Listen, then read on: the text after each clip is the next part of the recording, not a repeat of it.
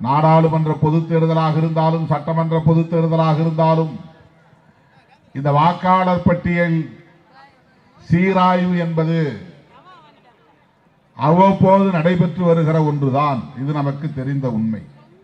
தேர்தல் அல்லாத காலத்திலும் நடக்கும். அதிகாரிகள் அதை செய்வார்கள். தேர்தலுக்கும் அதற்கும் சம்பந்தம் இருக்காது.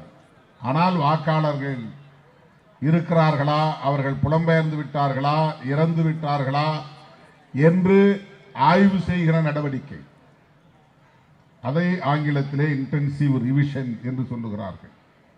அது தேர்தல் நடைபெறும் காலத்தில் இருக்காது, எப்போது வேண்டுமானாலும் செய்வார்கள்.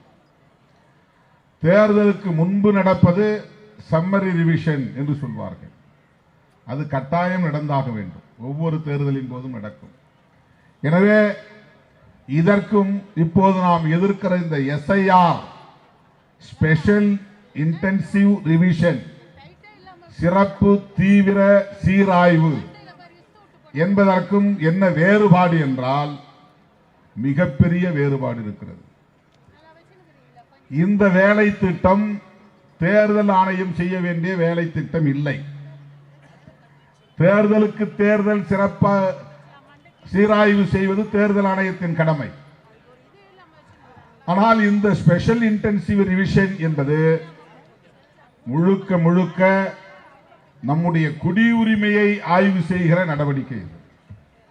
இவன் உண்மையிலேயே இந்த நாட்டை சார்ந்தவன் தானா, இந்த மண்ணின் குடிமகன் தானா, இவன் குடியுரிமை பெற்ற ஒரு வாக்காளரா என்று ஆய்வு செய்வதற்காக மேற்கொள்ளப்பட்டிருக்கிற ஒரு மறைமுக செயல் திட்டம்.